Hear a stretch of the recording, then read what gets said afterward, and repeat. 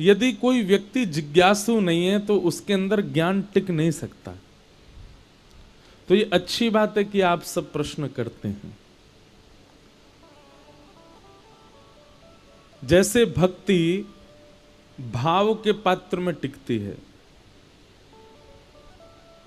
हमारे शब्दों के कहने को आप समझने का प्रयास किया कीजिए।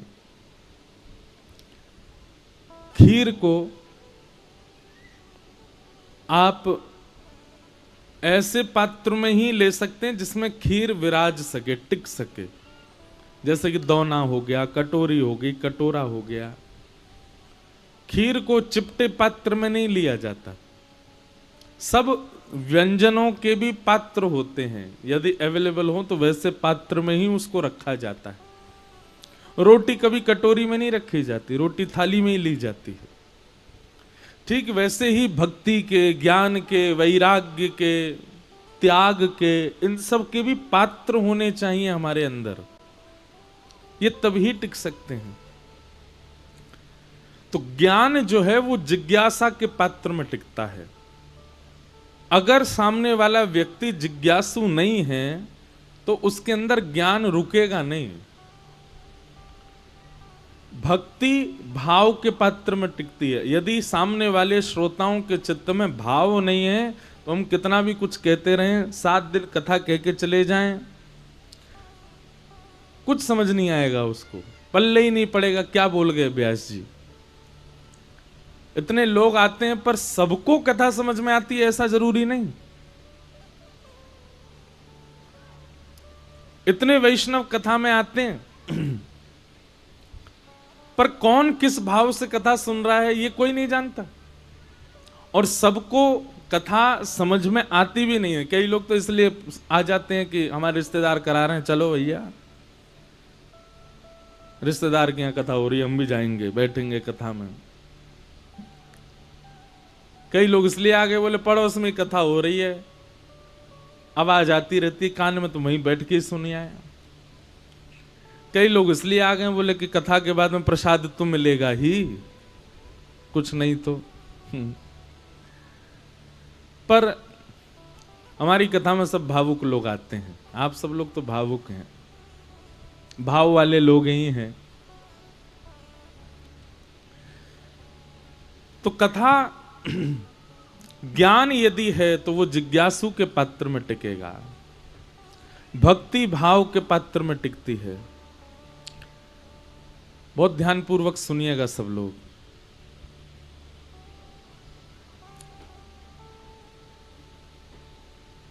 वैराग्य अनुभव के पात्र में टिकता है। अनुभवी व्यक्ति को ही वैराग्य हो सकता है। जिसने कभी अनुभव नहीं किया उसको वैराग्य नहीं होगा। किसी वस्तु से विरक्ति हो जाना, किसी व्यक्ति से विरक्त हो जाना, ये अनुभवी को ही होगा। दूध का जला छाछ भी फूंक फूंक के पीता है, ऐसी कहावत है। छाछ क्यों फूंक के पी रहा है? क्योंकि दूध का जला है, अनुभवी है। वैराग्य अनुभवी को आता है। तो ये इतने प्रश्न आते हैं तो हमको अच्छा लगता है कि आप सबकी जिज्ञासा है, पर हम एक हैं, मुख भी एक ही है, प्रश्न आपके 1000 हैं। इसलिए हम सोचते हैं हम क्या करें, एक उपाय बताते हैं। कभी भी प्रश्न मन में उठता है, जिज्ञासा मन में उठती है, उस जिज्ञासा को थोड़ी देर मन में चलने दिया कीजिए। और थोड़ी देर नहीं, कुछ दिन तक चलने दिया कीजिए।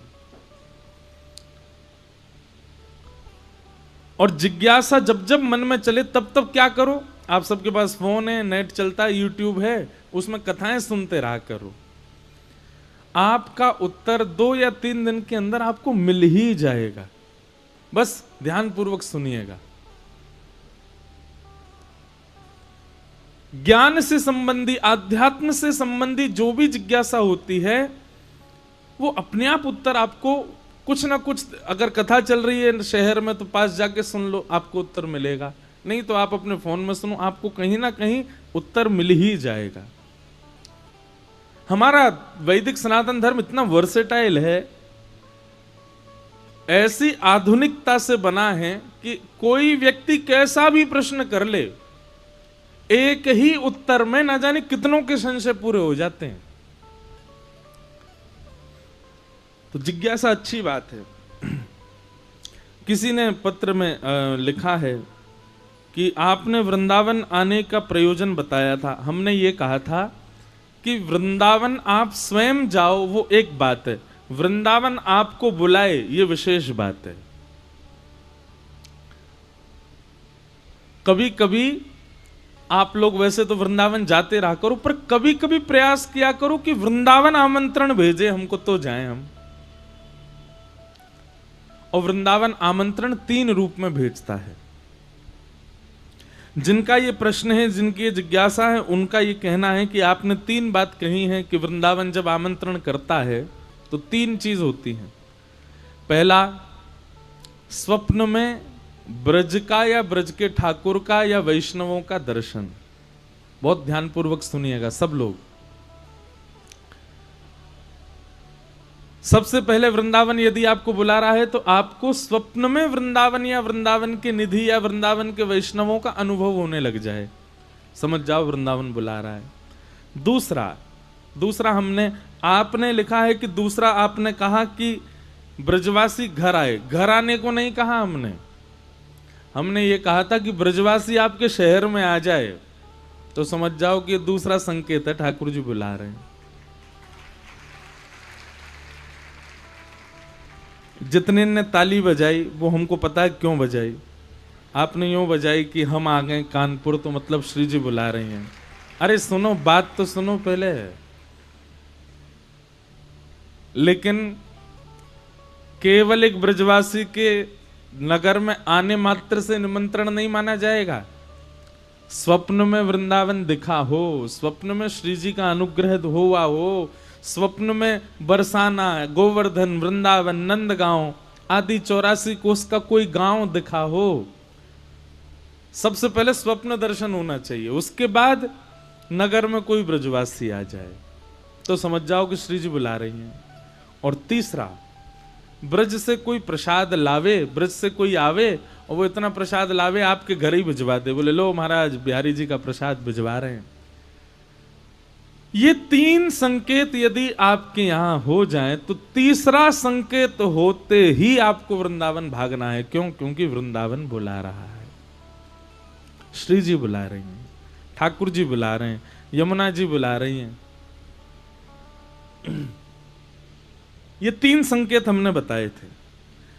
तो आपका ये कहना था कि आप हमारे शहर में आए हैं तो क्या अब हम वृंदावन जा सकते हैं? बिल्कुल जाओ। 3 यदि है, वैसे देखो जाओ खूब वृंदावन, कोई वो नहीं, पर एक हमारा भक्ति भाव है। वृंदावन हमको बुलाए तो हम जाएं, तो मन में ये भाव लेके जाएंगे श्री जी बुला रही हैं, ठाकुर जी बुला रहे हैं। अच्छा, एक बात और, कहीं ये 3 संकेत पूरे हो जाएं तो आप ऐसा भाव रख के मत जाइएगा मन में कि तो फिर वृंदावन में बहुत सम्मान होगा, वृंदावन में बहुत अच्छे वाले दर्शन होंगे, वृंदावन में खूब बढ़िया प्रसाद मिलेगा, वृंदावन में बंदर हमारा चश्मा लेके नहीं भागेगा। क्यों? क्योंकि वृंदावन ने बुलाया। ये सब एक्सपेक्टेशंस लेके मत जाना कि बहुत सम्मान होगा। कुछ भी हो सकता है, जरूरी नहीं है। वृंदावन ने बुलाया है तो हो सकता है कि वृंदावन जाते ही कुछ ना कुछ भी हो सकता है। तो कहीं ऐसा, क्योंकि एक बार एक व्यक्ति आया वृंदावन, तो जैसे ही वो हमसे मिलने आया तो 2 लोग उसको पकड़ के ला रहे थे। मैंने क्या हो गया? बोले महाराज जी आपने कहा था 3 बात हो जाए तो वृंदावन आना। मैंने कहा अच्छा। बोले स्वप्न में एक दिन हमको ब्रजवासी दिख गए, फिर उसके अगले दिन हमारे नगर में एक कथा हो रही, ब्रज के व्यास जी आ गए। तीसरे दिन बोले कि एक ब्रजवासी ब्रज के दर्शन करके आए थे, एक व्यक्ति, उन्होंने प्रसाद भिजवाया, तभी हमने आपकी कथा सुनी तो हमको लगा कि वृंदावन जाना है। मैंने कहा तो बोले आज सुबह ही वृंदावन पहुंचा महाराज जी, और आते ही जैसे ही वृंदावन की परिक्रमा लगाने के ऐसी जोर की ठोकर लगी, हमका तो पैर ही हमारा टूट गया, फ्रैक्चर हो गया अंगूठा में। मैं तो आप किस लिए आए थे कि रबड़ी मिलेगी आपको वृंदावन, रसमलाई मिलेगी? मैंने कि लाला को तो स्वभाव है खेलना, वो तो ऐसे ही खेले। मैंने कहा मान सम्मान की भावना से वृंदावन कभी मत आना। सम्मानम कलयाति घोर गरलम नीचपमानम क्षुधा। हम तो ये कहते हैं भैया कि अगर बिहारी जी गए और गोसाई जी ने आपको आगे बुला करके 56 भोग दे दिए, माला पहना दी, दहली पूजन करवा दियो, इत्र लगवा दियो, आपसे खूब जोर की पूजा करवा दी, आपको लगेगा ओहो बिहारी जी मुझसे बहुत प्रसन्न है, मुझे सबसे आगे बुलाया। बिहारी जी प्रसन्न है कब जानो कि आप दौड़ते भागते भीड़ में महाराज गर्मी में पसीना पसीना लथपथ है गए, बंदर चश्मा ले गयो, पर्स कहीं गिर गयो, पैसा सबरे बिखर गए। और वही समय दौड़ते भागते बिहारी जी जैसे ही पहुंचे, अंदर प्रवेश करते ही महाराज कपाट बंद है गए, दर्शन बंद। समझो बिहारी जी प्रसन्न है, खेल रहे हैं आपसे। भैया प्रीत की रीत बड़ी उल्टी है, प्रीत की रीत बड़ी उल्टी है। कौन पावे आको पार, प्रेम नदिया की सदा उल्टी बहे धार। कौन पावे आको पार, प्रेम नदिया की सदा। यदि आपसे श्री लाल जी प्रेम करते हैं तो आपको छेड़ते ही रहेंगे, आपसे खेलते ही रहेंगे, आपको परेशान करते ही रहेंगे। वृंदावन आकर के भी नेको परेशान नहीं है रहे हो तो यूं समझ जाओ आप प्रेम करते हो, ठाकुर जी अभी प्रेम ना करें। ठाकुर जी प्रेम करेंगे तो महाराज सोन नहीं देंगे, खान नहीं देंगे, बैठन नहीं देंगे, रुवाते ही रहेंगे। बस उसको अपसगुन मत मानिएगा। सब लोग बहुत ध्यान से कथा सुनो।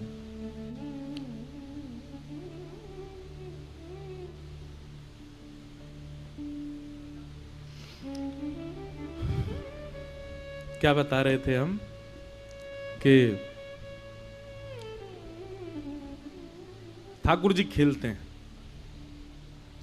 तो जिनका ये पत्र है उनको उत्तर मिल गया हो तो तुरंत कल की कथा सुन के वृंदावन चले जाओ। फिर आप किसी का प्रश्न है शरद पूर्णिमा कैसे मनानी चाहिए। बहुत देखो, शरद पूर्णिमा के दिन ठाकुर जी को श्वेत वस्त्र पहनाने चाहिए, श्वेत ही माला पहनाओ, श्वेत ही मुकुट पहनाओ, श्वेत ही पाग पहनाओ, श्वेत श्वेत व्यंजन बनाओ, घर में खीर बनाओ। अब पकौड़ी आदि वो तो वैसे ही रहेंगी, पर जितना हो सके श्वेत व्यंजन बनाओ, श्वेत का ही भोग लगाओ। श्वेत माने समझ रहे हैं ना, सफेद। और उसके बाद ठाकुर जी की जो गादी है जिस पर ठाकुर जी विराजते हैं उस पर भी श्वेत वस्त्र, पीछे की पिछवाई भी श्वेत, ऊपर की झूमर आदि भी श्वेत, श्वेत पुष्पों से पूरे ठाकुर जी के मंदिर को सजाओ, ठाकुर जी के निवास कुंज को सजाओ। और छोटी छोटी छोटी सखियों के अगर स्वरूप मिल जाएं तो उनको आप ठाकुर जी के चारों ओर लगाओ। सामने सुंदर पात्र में जल भर दो, जल भर के उसमें कमल पुष्प आदि इन सबको पधरा दो। सबसे सुंदर तो ये जो हमने पहना हमारा प्रिय पुष्प है, ये मोंगरा, मोंगरा हो, ऐसे मोंगरा बिछा के बीच में कमल लगा दो। और मंदिर में जिस कक्ष में ठाकुर जी विराज उसकी लाइटें बहुत कम कर दो, बहुत थोड़ी थोड़ी लाइटें जलाओ, केवल श्याम सुंदर प्रत्यक्ष दिखें ऐसी हो। और फिर सन्मुख बैठ कर के गोपी गीत का पाठ करो। ठाकुर जी को आज गोपी गीत आएगा कथा में, हम 2-4 श्लोक गाएंगे। गोपी गीत का ठाकुर जी को पाठ सुनाओ और गोपी गीत पाठ करने के बाद में सुंदर आप भी सज धज के बैठो, पति पत्नी बच्चे सब बिल्कुल तैयार होकर के, और फिर उसके बाद में कोई कीर्तन भजन गा के सब लोग रास करो। ऐसा भाव करो कि ठाकुर जी हमारे संग नाच रहे हैं। ठाकुर जी के आगे नृत्य करो, नृत्य करके ठाकुर जी के सन्मुख रास पंचाध्याय तक, अगर भागवत जी घर में हैं तो रास पंचाध्यायी खोल के ठाकुर जी के आगे रख दो। उस दिन रात्रि में ठाकुर जी, वैसे तो देखो मंदिरों में तो शयन होता ही है, शयन तो करते ही हैं, पर भाव ऐसा रखो कि ठाकुर जी के उस दिन पूरे कक्ष को फिर एकांतिक ठाकुर जी का बना दो। उसमें ऐसी ऐसी व्यवस्थाएं कर दो, प्रसाद रखो, जल रखो, सुंदर सखियों को विराजमान कर दो। ठाकुर जी से निवेदन करो, लाल जी अब रास करो, हम सब जा रहे हैं। फिर अपना सब करके ठाकुर जी को शयन मत कराओ। वैसे कराना चाहो तो करा भी सकते हो, पर एक भाव है ठाकुर जी को शयन ना करा के अब ठाकुर जी को रास बिहार के लिए प्रस्थान करने दो। ठाकुर जी रात भर रास करेंगे, या फिर 1-2 घंटे के लिए आप सब ठाकुर जी को एकांत छोड़ दो, ठाकुर जी रास बिहार कर लें, उसके बाद उनको शयन करा दो। इस प्रकार शरद पूर्णिमा का उत्सव मनाना है। हमारी तो बड़ी जोर की होगी गिरिराज जी में या बार 14 से 17 अक्टूबर 4 दिन। श्री पूर्णिमा दीदी जी हैं, बहुत सुंदर कीर्तन करती हैं ठाकुर जी का, वो करा रही हैं 4 दिन का रास पंचाध्यायी। उसमें गोपी प्रेम की ध्वजा, ब्रज में कैसी कैसी गोपी हैं, कैसा कैसा प्रेम है, क्या क्या उनके भाव हैं, उन सब पर चर्चा 4 दिन होगी। 3 दिन कथा तो होगी 4 से 7, पर 17 तारीख को शरद पूर्णिमा वाले दिन कथा होगी रात्रि 11 से 1-2 बजे तक, और वो भी पंडाल में नहीं होगी। 3 दिन कथा पंडाल में होगी, 3 दिन बाद फिर 2 किलोमीटर दूर जाएंगे गिरिराज जी की तलेटी, बिल्कुल गिरिराज जी के नीचे बैठ के खुले आकाश में, केवल 2 लाइट व्यास जी पे होंगी, बाकी सब अंधेरे में गुप्त।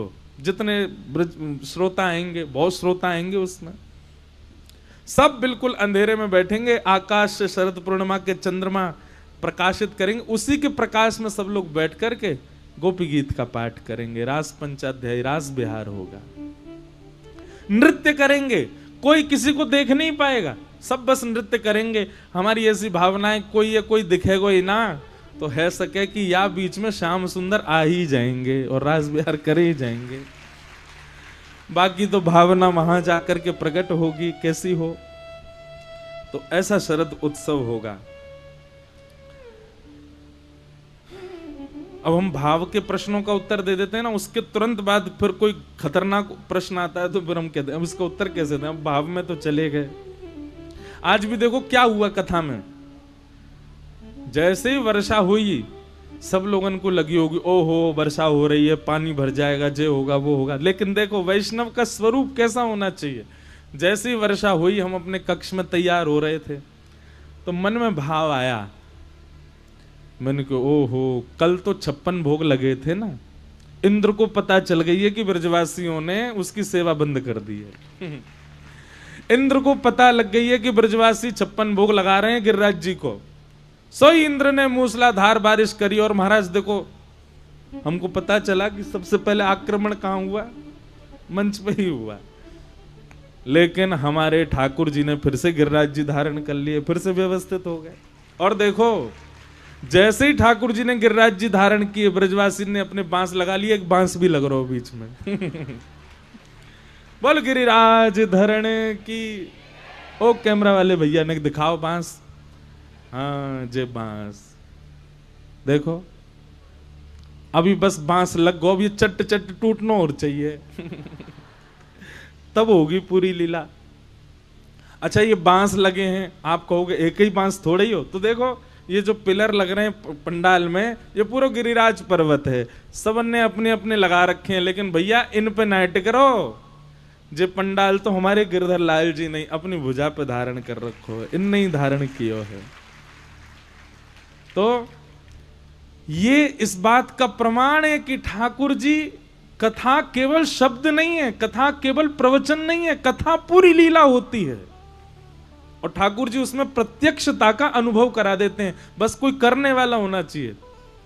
कोई ने करो ऐसा अनुभव कि जो गिरिराज लीला ही है रही है, एक दो, अच्छा अब तो सबरीन के हाथ खड़े होंगे झूठे। अच्छा ये ऐसे भाव भी प्रेमी हृदय के चित्त में ही है सके, सबके हृदय में ऐसे भाव प्रकट नहीं होते। वो हमारी बात सुन के और यूं कह रहे होंगे जन कहा बोल रहे हैं ब्यास जी, ये भी कोई बात है, वर्षा आएगी तो यूं कह रहे हैं गिरिराज लीला, पर यही तो प्रेम की बात है, प्रेम। तो आज ठाकुर जी ने प्रत्यक्षता का अनुभव करा दिया कि देखो वास्तव में गिरिराज लीला है। अच्छा होनी होती तो जोरदार रहती, पर कथा थोड़ी बहुत देर बस अपनो जमा करके रंग और फिर विश्राम कर दो, नहीं अब कथा होएगी, कथा में सबको विघ्न नहीं हो, तो व्यवस्थित भी हो गया सब। तो ठाकुर जी प्रत्यक्ष हैं, इस बात का अनुभव कराते हैं। किन्हीं का ये प्रश्न है, अगर कोई दुर्घटना या कोई निश्चित कार्य होनी है तो फिर अनहोनी क्या है? भैया देखो आपका ऐसा भाव है, होई सोई जो राम रची राखा, राम जी ने पहले से ही रचा हुआ है सबके जीवन में क्या होना है क्या नहीं होना, तो फिर अनहोनी क्यों कहते हैं? हम सब कुछ तो होना ही है। ये हम कहते हैं, हम आपस में सामाजिक वार्तालाप में कहते हैं ओहो ये तो अनहोनी है, पर वो अनहोनी नहीं है, वो होना ही था हमारे साथ में, वो होगा ही हमारे साथ में। ईश्वर द्वारा निर्धारित है होनी। अच्छा एक बात और सुनिएगा, मैं एक बात कथा में कहा करता हूं कि ठाकुर जी हमारी एक एक क्षण की क्रिया पर ध्यान नहीं देते। एक हमने बात बोली बहुत वायरल भी होती है वो, कि इतना बड़ा ब्रह्मांड है, ठाकुर जी हम पर ध्यान दे के थोड़ी बैठे होंगे, अब इसको मुझे गिराना है, अब इसको मुझे खड़ा करना है, अब इसको खांसी होनी चाहिए, अब इसकी पत्नी इससे रूठेगी, इसके बच्चे इसके विपरीत। अच्छा भगवान पर और कोई काम नहीं है, पूरे दिन हम पे ही देखते रहेंगे? तो क्या करते हैं ठाकुर जी? ठाकुर जी व्यवस्था पूरी कर देते हैं। जैसे कि आपने बाजार से सब्जी ले आए, मसाले ले आए, व्यंजन ले आए, ला करके माता को घर में दे दिए, माता जी को घिया आ गया, तोरई आ गई, टमाटर आ गए, आलू आ गए, भिंडी आ गई, ये मसाले, लाल मिर्च आ गई, धनिया आ गया, आदि आदि जो भी होता है सब आपने ले जा करके दे दिया। सामग्री देना आपका काम था। अब सब्जी कैसे बनेगी कैसी नहीं बनेगी ये मां के हाथ में है। ठीक वैसे ही ठाकुर जी हमको व्यवस्था दे देते हैं। धन दे दिया, बुद्धि दे दी, नेत्र दे दी, नाक दे दी, जीव दे दी, हाथ दे दिए, पैर दे दिए, स्वभाव दे दिया, गुण अवगुण दोनों हमारे सामने कर दिए। अब उस पर क्या करना है, क्या बनाना है, ये हमारे ऊपर निर्भर है। ठाकुर जी व्यवस्था करते हैं। भैया बालकों बैठ जाओ, बैठ जाओ, छोटी सी लाली है वह बाहर घुमा लाओ, जाओ। समझ में आई बात? भगवान ने पुलस्त्य ऋषि के खानदान में भेजा किसको? रावण को। पुलस्त्य ऋषि सामान्य नहीं थे, देवता भी नतमस्तक रहते थे पुलस्त्य ऋषि के आगे। ब्राह्मण कुल में भेजा, सारस्वत वंशी ब्राह्मण था रावण। करोड़ों की, खरबों की, अरबों की संपत्ति का उसको स्वामी बना दिया। सोने की लंका में रहता था, मंदोदरी जैसी सुपात्र पत्नी दे दी। लोगों को एक सिर मिलते हैं, उसको 10 सिर दे दे। व्यवस्थाओं में कोई कमी नहीं छोड़ी भगवान ने रावण की में, लेकिन उन व्यवस्थाओं का दुरुपयोग किया।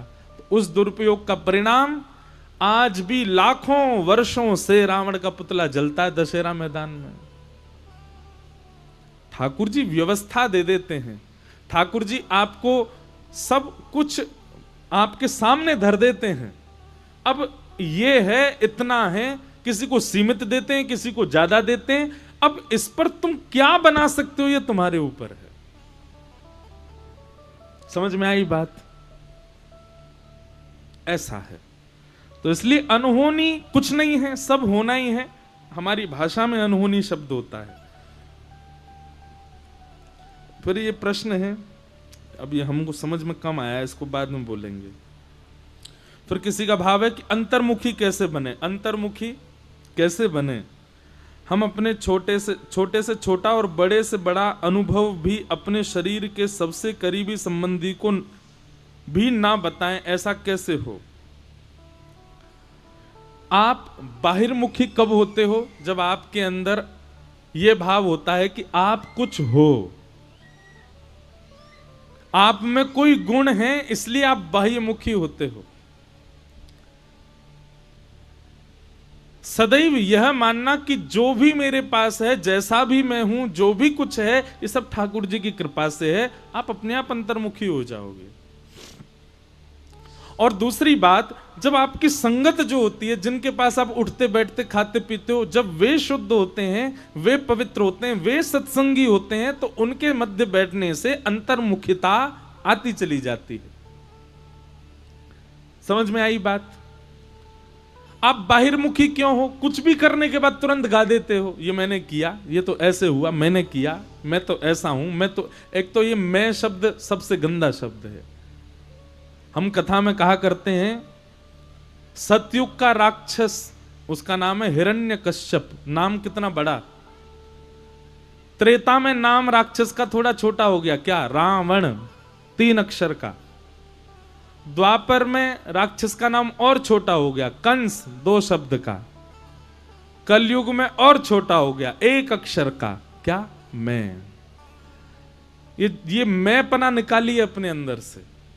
और एक बात सुनिए, जो नाम जप करते हैं, उर्दपुंड लगाते हैं, कंठी पहनते हैं, वैष्णव भेष में रहते हैं, वृंदावन आते जाते रहते हैं, उनमें तो मैं पना होना ही नहीं चाहिए।